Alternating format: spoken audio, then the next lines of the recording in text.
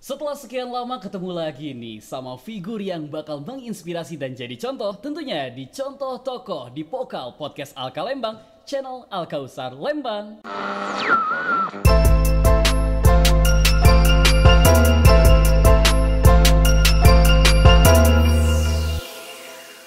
Assalamualaikum warahmatullahi wabarakatuh, Kang Wahyu. Waalaikumsalam warahmatullahi wabarakatuh.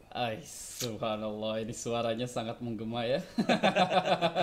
Bismillahirrahmanirrahim. Alhamdulillah Kang Wahyu sudah hadir di sini. Terima kasih sekali. Ya, nama lengkap Kang Wahyu Gumilar. Sebenarnya itu nama ini ya. Nama apa? Nama panggung. Nama panggung. Kang Wahyu Gumilar itu nama panggung. Kang Wahyu Gumilar itu pemberian dari kesepuhan ya. Gitu. Menitipkan nih nama ini buat kamu saja karena cocok kayaknya. Nama aslinya Kang boleh di-share? Boleh ya. Nama doa dong. Ini seumur hidup saya share ya. Ini on air. Pertama. Iya, on di air. Pokal, ya? Nggak apa-apa. Nggak apa-apa. Nama saya, nama lahir saya Yuyu Yohana Syarifuddin. Yuyu Yohana Syarifuddin. Iya. Konon saya pernah komplain kenapa nama itu sih? Kenapa harus Yuyu gitu ya? Gitu ya. Bapak saya bilang Yuyu itu dari dalam bahasa Jepang artinya bunga yang sedang mekar dengan harapan nanti banyak orang yang menyukai saya dan ternyata betul. Alhamdulillah, karena memang sampai sekarang kegiatannya di dunia entertain ya, menghibur orang-orang. Alhamdulillah masih banyak orang yang bersimpati kepada saya, memberikan apresiasi yang cukup baik, alhamdulillah. Oke, mungkin apa ya? Sebagian orang masih ya terutama kaum milenial kayak saya lah ya yang masih belum mengenal siapa sosok Wahyu Gumilar. Kang boleh ini nggak boleh di-share bahwa di dunia entertain tuh Akang dulunya concern di bidang apa? Awal berkarir saya di bidang entertainment adalah saya sebagai penyanyi ya. Dari satu lomba ke lomba yang lain, kemudian juga menelurkan beberapa single dan juga album. Kemudian berjalannya waktu, saya menekuni dunia Master of Ceremony atau MC. Kemudian juga saya beberapa saat mengikuti pelatihan atau semacam pendidikan MC dan alhamdulillah sampai sekarang saya bisa memberikan kontribusi untuk pekerjaan saya di entertainment khususnya dunia Master of Ceremony ya. Walaupun kerinduan saya akan dunia menyanyi itu begitu sangat besar. Makanya juga sekarang lagi bangun channel YouTube ya untuk menyalurkan hobi menyanyi dan juga potensi menyanyi itu ya. Betul. Nama channelnya apa, Kang? Wahyu Gumilar Official. Nah, jangan lupa nih Sobat Alkan ya yang nonton di YouTube sama dengerin di Spotify, di subscribe ya, like, comment, and share. Dan mengobati kerinduan para orang-orang yang memang memberikan apresiasi terhadap pekerjaan saya ya. Genrenya apa, Kak? Kalau dulu basic saya memang pop ya, pop, tetapi dengan berjalannya waktu dan kebutuhan industri hiburan, saya harus bisa mengeksplor potensi saya dengan apa yang saya miliki. Saya akhirnya belajar dengan genre-genre musik yang lain. Karena memang dari lomba ke lomba itu, lomba kan nggak selalu pop ya Kang ya? Jadi semua lomba hampir dicobain gitu ya? Dan menurut saya hidup itu adalah tantangan dan tidak ada yang salah dengan itu. Karena pada akhirnya apapun yang kita kerjakan, sekecil apapun itu bisa menjadikan ilmu dan pengalaman untuk saya. Ini seru nih ngobrol sama Kang Wahyu nih.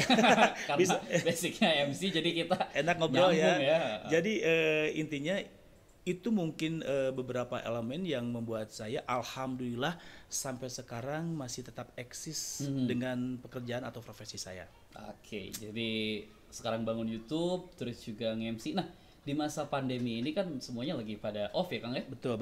Pada off. Terus jangan ke situ dulu deh. Kita coba kenalan dulu soal sosok Kang Wahyu Gumilar dengan Panti Asuhan Alkausar Lembang.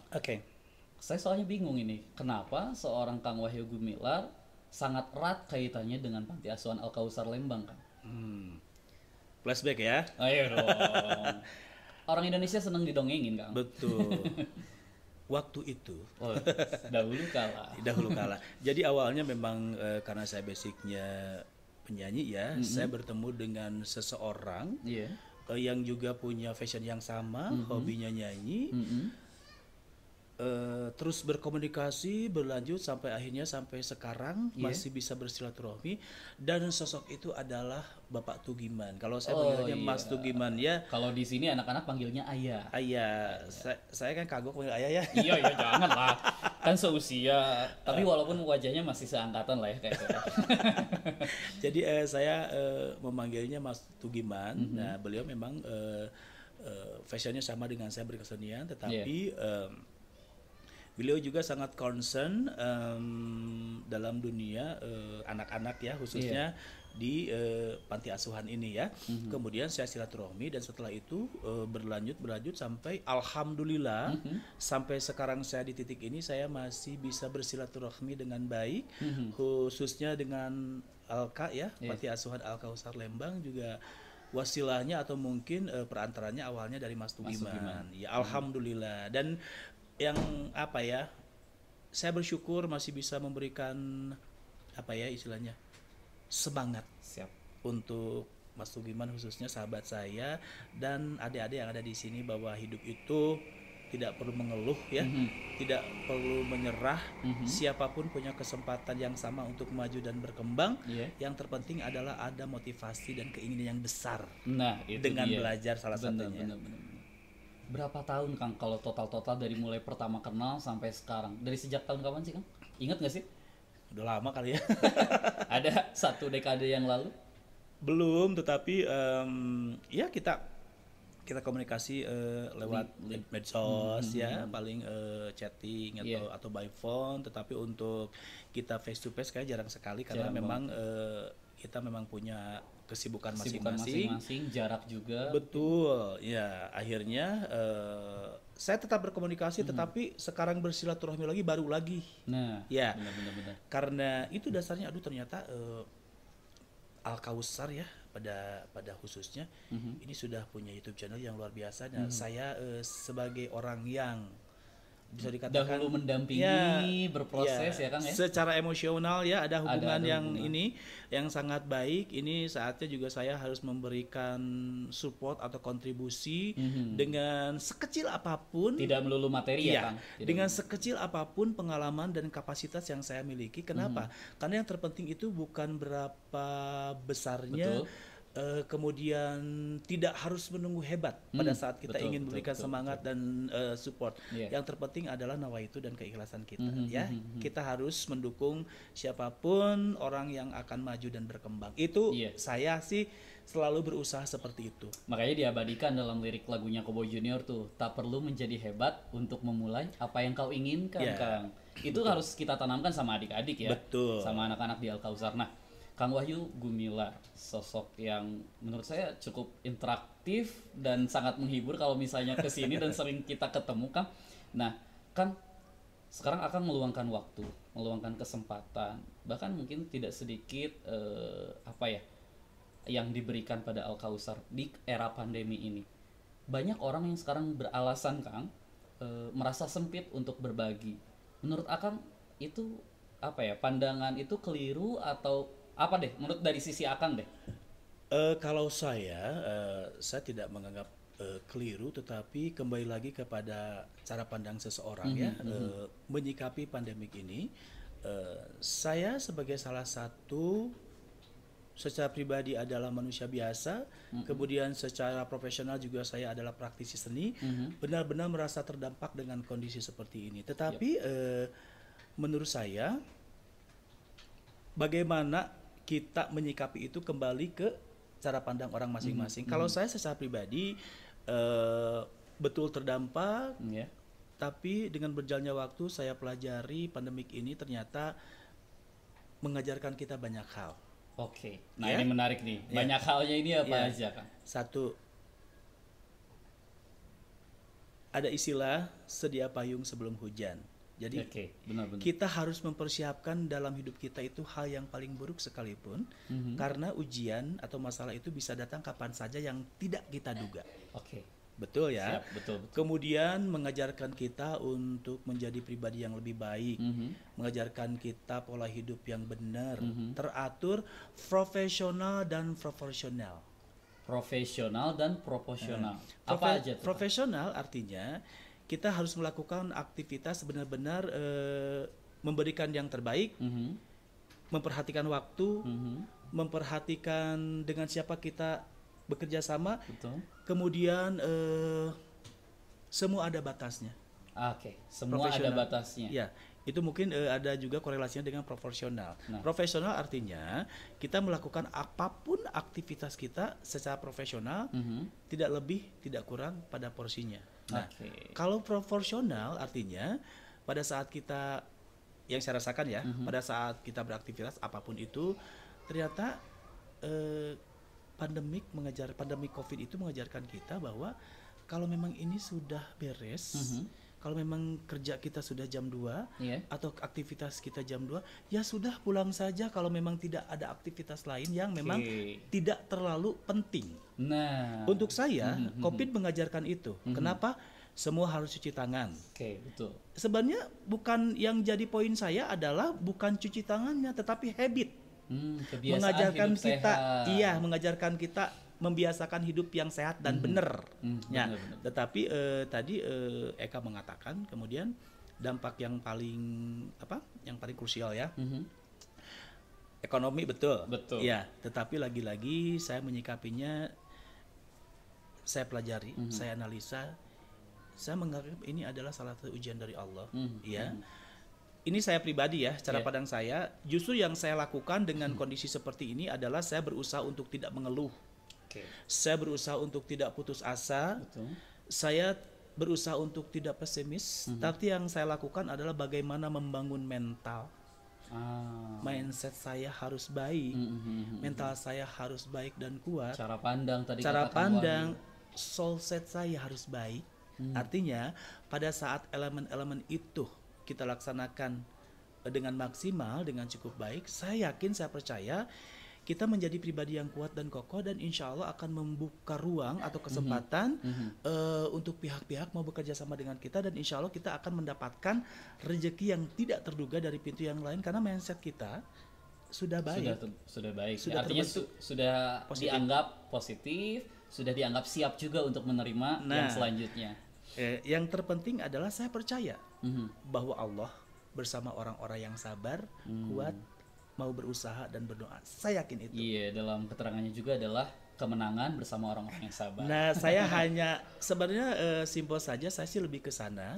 Dan alhamdulillah sih dengan berjalannya waktu sekarang, apalagi sekarang sudah mulai menuju progres yang lebih baik gitu ya, dan ternyata alhamdulillahirabbil alamin, apa yang menjadi statement saya ternyata berbuah manis. Ternyata saya alhamdulillah ya, dengan komitmen saya, istiqomah di situ, belajar, saya benar-benar kuat gitu. Dan ini penting loh, Eka. Kenapa? Karena kita tidak hanya menghadapi COVID saja, mental itu harus dibangun. Itu kan fondasi yang paling prinsip ya, paling dasar. Karena kita tidak pernah tahu apa yang akan terjadi esok dan di kemudian hari. Menurut saya, orang yang hebat itu adalah bukan semata-mata orang yang jago menyelesaikan masalah, tetapi dia tahu apa yang harus diperbuat pada saat menghadapi masalah. Dan juga mempersiapkan masalah-masalah yang mungkin ada ke depan. Tepat. Karena begini Kang Wahyu, ini yang jadi sesuatu yang kita pikirkan bersama, sampai anak kecil saja yang ada di kita lah ya, di Panti Asuhan Al-Kausar Lembang itu, begitu merasa dulu terdampak sekali. Jadi bahasanya, kok sekarang gak ada tamu ya, katanya gitu. Kok sekarang kita gak diajak main ya? Kok sekarang kita gak dapat makanan atau gak dapat jajan? Sampai anak-anak ini pun rasanya harus kita influence juga mengenai kesiapan mental tadi ya Kang. Nah betul. Sejauh apa akhirnya akan terdampak, karena di dunia entertainment sangat terdampak ya Kang? Betul. Yang pasti bener-bener nganggur kah selama 5 bulan ini dari 16 Maret? Kalau nganggur tidak, insya Allah ya. Itu tadi karena saya sudah mempersiapkan semuanya. Saya belajar untuk tadi seperti statement saya, sedia payung sebelum hujan. Saya sudah mempersiapkan semuanya walaupun tidak maksimal atau belum maksimal, tapi paling tidak kita bisa sedikit mengurangi kondisi yang membebani kita.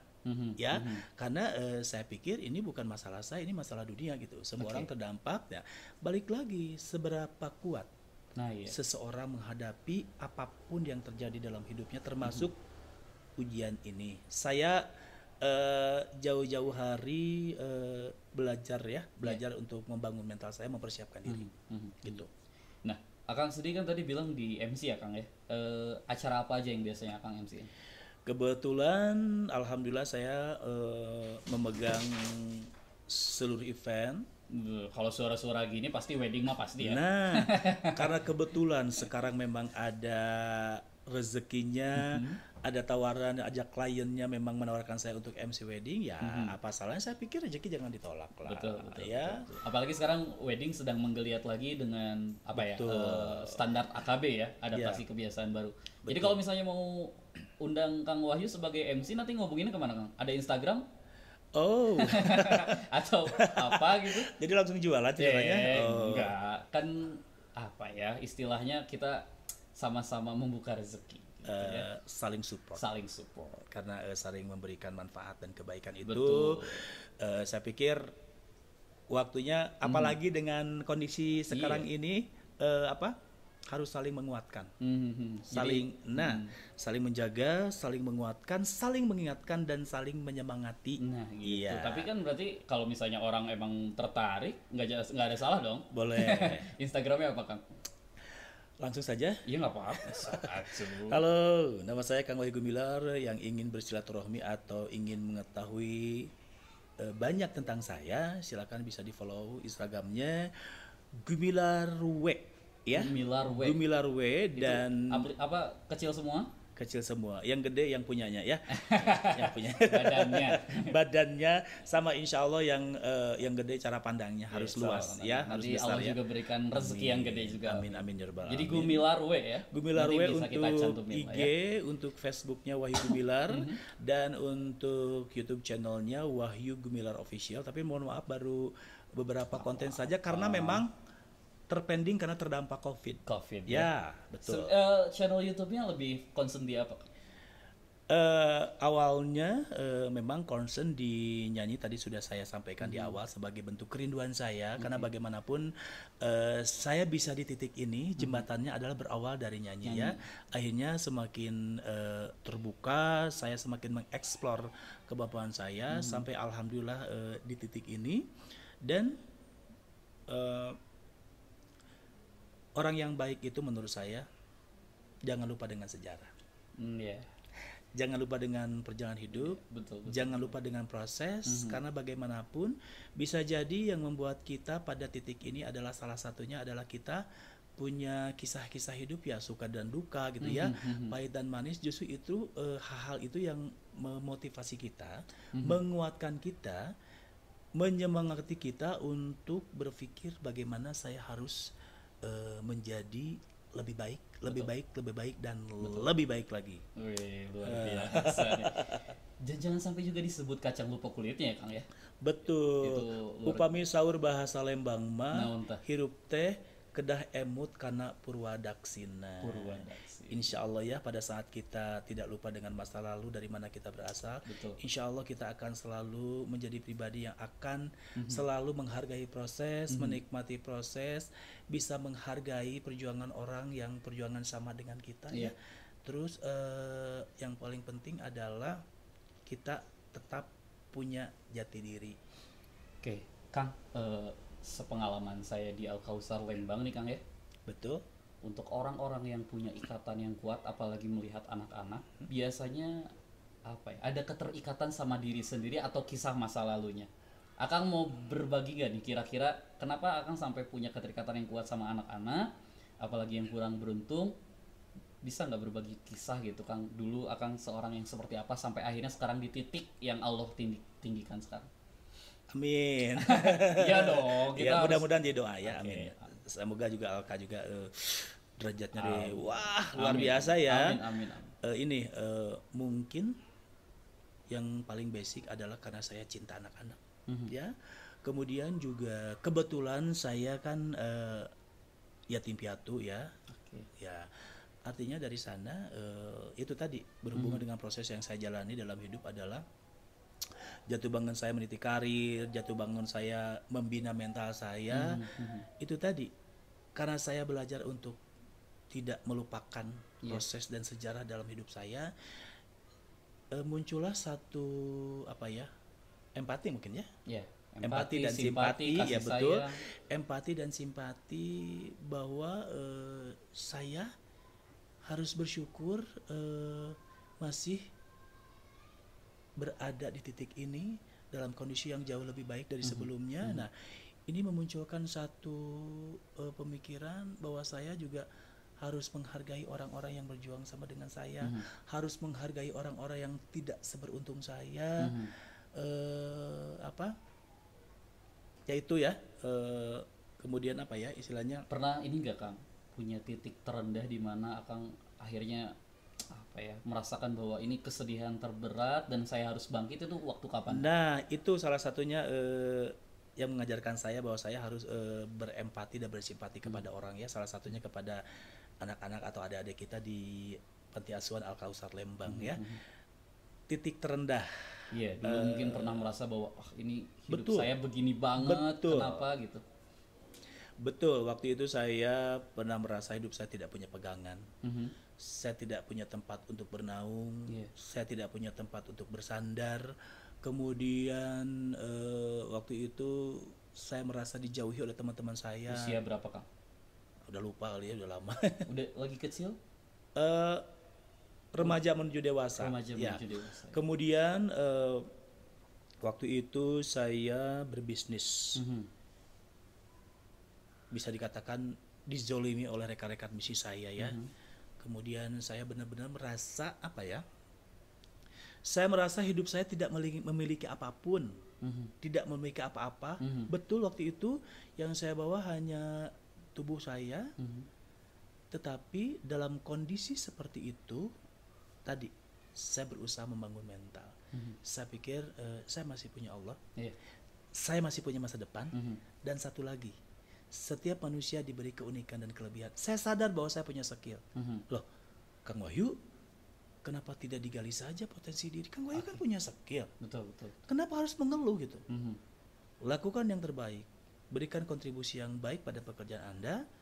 Kemudian berpikir positif. Jangan pernah menzolimi orang. Jangan pernah membalas kejahatan orang dengan hal yang sama. Karena menurut saya itu adalah sebuah kebodohan. Ya. Dengan berjalannya waktu, akhirnya alhamdulillah ini juga bukan karena saya hebat ya, tapi karena memang ini pertolongan Allah ya. Campur tangan Allah, pertolongan Allah, tetapi juga Allah juga tidak akan semata-mata memberikan pertolongan ketika tidak ada wasilahnya. Satu wasilah, kemudian juga Allah akan memperhatikan usaha setiap hambanya. Betul tidak? Betul. Jadi artinya apa yang kita dapat sekarang adalah perpaduan dari usaha, doa yang pasti adalah Allah ya, campur tangan Allah. Sampai alhamdulillah berjalannya waktu saya bisa keluar dari zona itu. Itu tadi saya sampaikan yang membuat saya benar-benar bisa menghargai perjuangan seseorang dan menghargai hidup gitu ya. Salah satunya juga saya begitu sangat tersentuh pada saat melihat anak-anak ya yang harusnya memang mereka itu harus benar-benar menikmati dunianya yang penuh dengan keceriaan. Ada ibu, ada ayah, ya anak-anak lah pada umumnya, tetapi juga karena kan, tapi takdir kadang-kadang berkata lain. Ya betul, tetapi lagi-lagi kita tidak perlu mengeluh dengan itu. Salah satunya saya selalu support adalah kepada adik-adik atau anak-anak saya di Al Kausar, jangan pernah mengeluh, don't despair and never lose hope, because Allah is always by our side. Jangan pernah putus asa dengan rahmat Allah, jangan pernah mengeluh, karena saat kita mau ikhtiar, mau berdoa, menciptakan silaturahmi yang baik, maka Allah akan selalu berada di sisi kita. Kalau saya ya, mungkin terkesan klise, tapi untuk saya, tapi itu memang yang dirasakan ketika kita memang sudah mencoba titik terendah dalam hidup kita. Ya, dan ternyata kenapa saya bersyukur?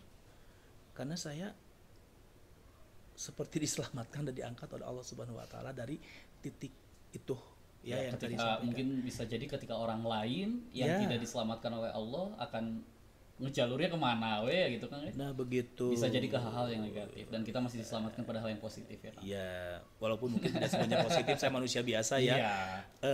Itu yang akhirnya perjalanan hidup saya yang akhirnya mengeluarkan album yang kembali ke jalanmu itu.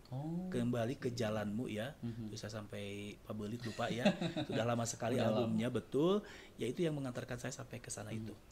Kang, jadi kalau agak sensitif nggak apa-apa, nggak usah dijawab. Tapi kita pengen tahu karena tadi yang apa Akang bilang bahwa Akang juga punya hampir nasib yang sama bersama anak-anak ini.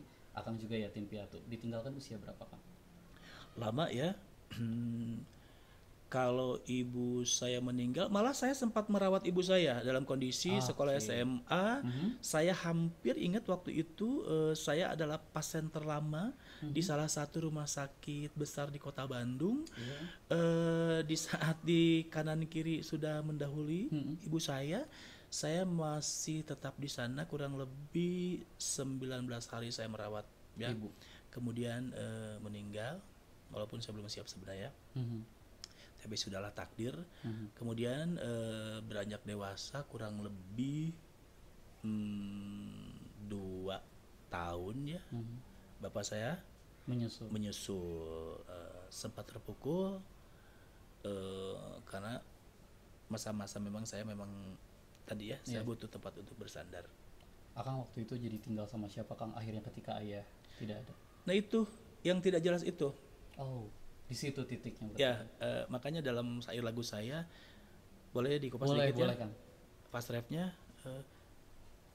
Tertati-tati ku jalani hidup yang tiada arti, tan tentu arah, tiada kendali, menjauh darimu ya Robi. Waduh, ini saya sampai merinding nggak bisa ngomong.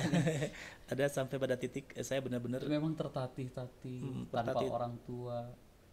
Dalam berteman juga tertati-tati, saya dizolimi, ditinggalkan, ditipu gitu. Saya memang benar-benar Iya, kok gini-gini amat ya nasib saya nih kieu-kieu teuing gitu ya. benar. Tapi untung saya selalu berusaha untuk tetap istiqomah ya. Saya untuk berusaha, saya punya Allah. Iya.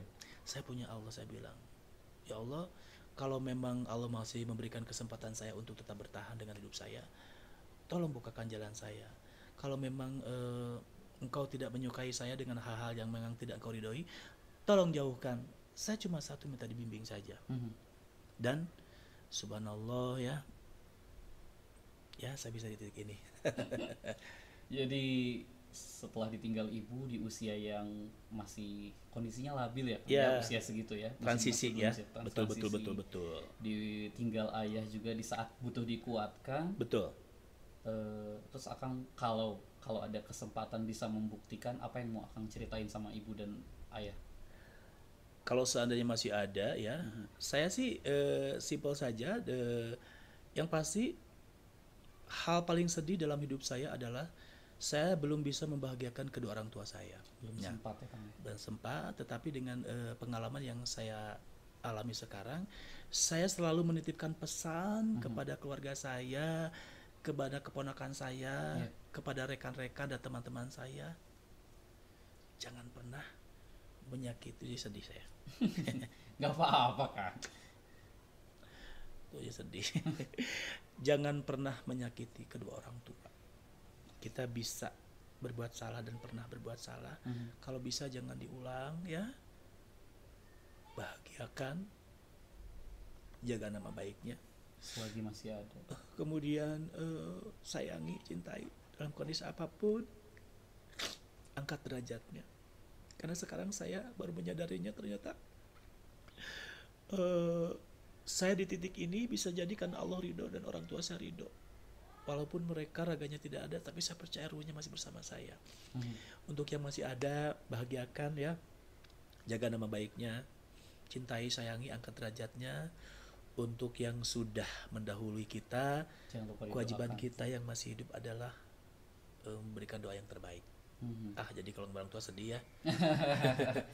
Tapi ya memang begini, Kang, di Al Kausar ini dipenuhi sama anak-anak yang kurang lebih merasakan hal yang sama setiap harinya. Itu barangkali salah satu yang membuat saya begitu peka kepada adik-adik di Nah, Al Kausar. Al-Kausar atau dimanapun ya. Iya, bahkan yang sangat booming kemarin kisahnya ajaib. Kan anak tersebut, adik kita, dia dibuang begitu oleh orang tuanya begitu saja di keranjang di depan pintu dalam kondisi yang sakit. Itu sangat menggugah kita tentunya untuk ya istilahnya apa ya, meluangkan waktu untuk mereka, dan mereka nggak butuh harta kita sesungguhnya, kan mereka butuh senyumnya kita, mereka butuh waktunya kita, dan terima kasih Kang Wahyu juga udah hadir di sini Butuh ketemu perhatian sama ya. adik-adik. Kang, di masa yang sekarang kita kita rangkum aja deh. Kita rangkum apa yang tadi kita obrolin. Apa yang harus kita lakukan supaya tetap kita bisa bertahan, tapi juga kita tetap bermanfaat dan berbagi sama yang lain. Oke.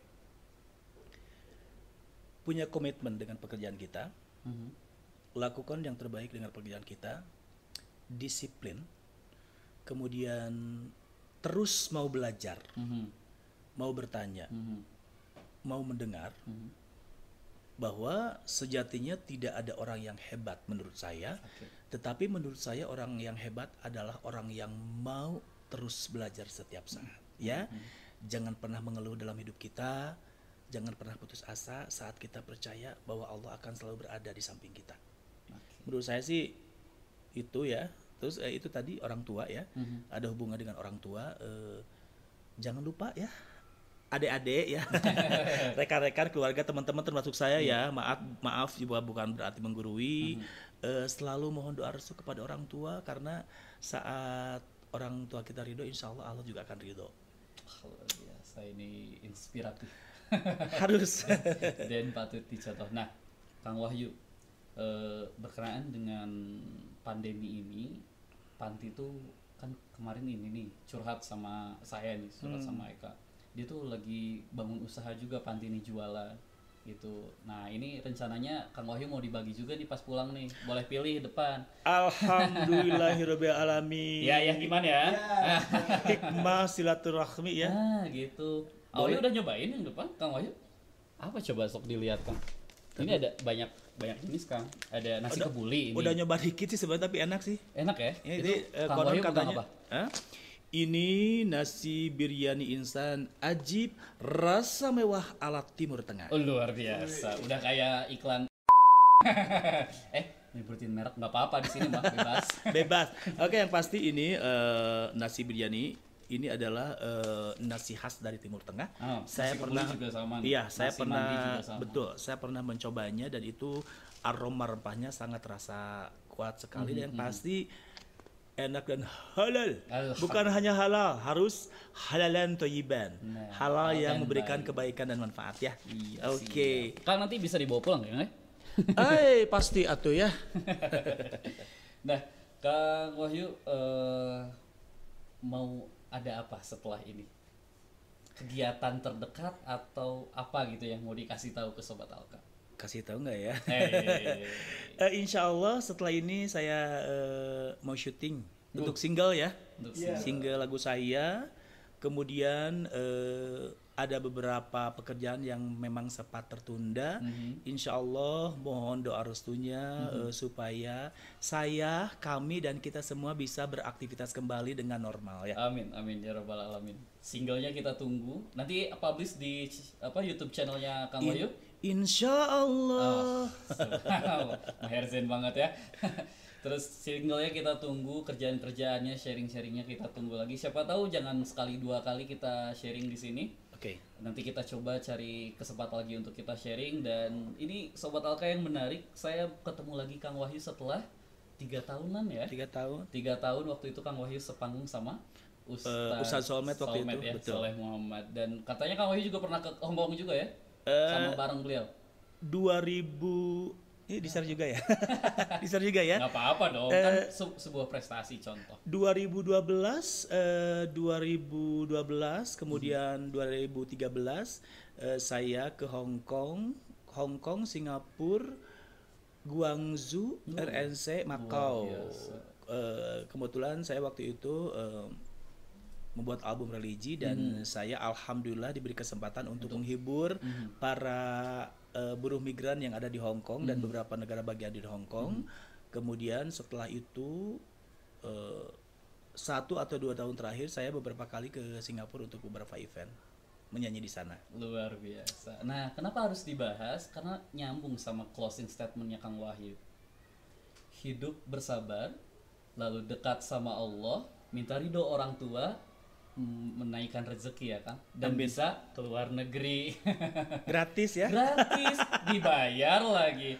Nah gitu Sobat Alka, banyak hikmah, banyak kisah dari program Contoh Tokoh ini. Kenapa namanya program Contoh Tokoh? Karena kita pengen menghadirkan tokoh-tokoh yang mungkin sebagian besar hidupnya ataupun sebagian kecil hidupnya bisa dicontoh oleh masyarakat luas, oleh penonton di YouTube dan juga yang dengar di Spotify gitu Kang Wahyu. Sama-sama belajar ya. Sama-sama belajar. Hatur nuhun Kang Wahyu sudah hadir. Sami-sami. Kita ketemu lagi di lain waktu. Sobat Alka di Spotify atau juga di YouTube. Contoh tokoh sudah sampai di sini. Sampai di sini. Kita ketemu lagi sama tokoh-tokoh yang lainnya. Sudah banyak ekspresi yang kita keluarkan dari mulai bahagia, haru, biru, sedih. Itu juga demi adik-adik kita di Al-Kausar Lembang. Hatur nuhun Kang Wahyu sekali lagi. Wassalamualaikum warahmatullahi wabarakatuh. Waalaikumsalam warahmatullahi wabarakatuh untuk adik-adikku di Panti Asuhan Al Kausar Lembang. Semangat. Bye bye.